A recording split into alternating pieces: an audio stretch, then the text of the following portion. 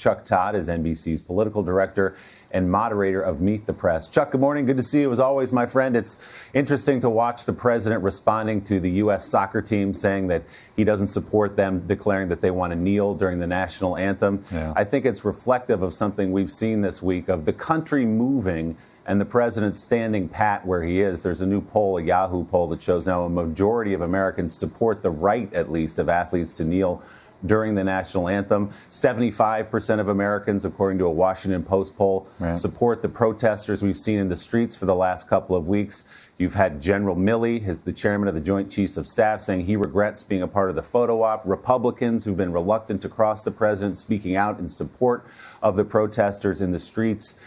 Does the president sense that he needs to move a little bit? Is he capable of moving a little bit on this issue that is the center of American life right now?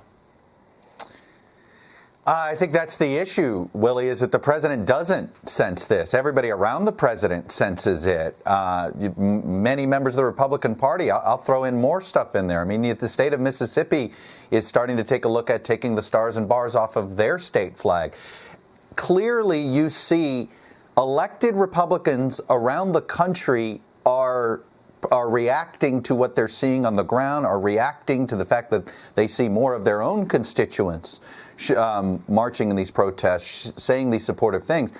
I think what you see is the president on an island. I mean, it's now he alone almost at this point when it comes to the NFL and the kneeling situation.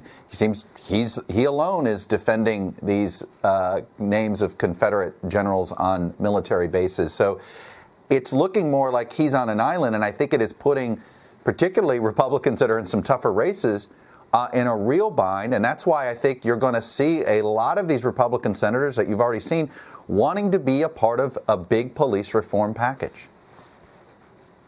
Yeah, and we've seen Tim Scott, who I know you're going to have on the show later, leading that effort on the Republican side, at least in the Senate. So as we look at this, Chuck, in the context of the presidential election just a few months away now, will the response to this movement in the streets over the last 3 weeks or so, do you suspect that will be lasting? Will that be a defining part of this, the difference in the way that Joe Biden has responded and the president has responded?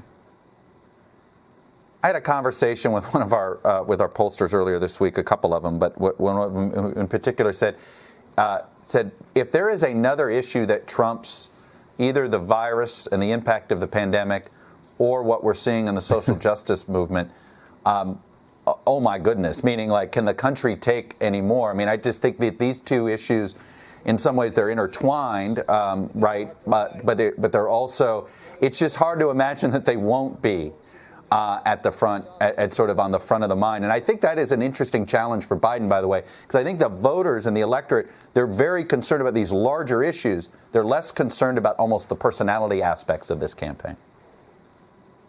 All right, Chuck Todd, thank you very much. We will look for much more, as we always do, on Meet the Press. As I mentioned, Chuck talks about the debate over police reform with Republican Senator Tim Scott of South Carolina.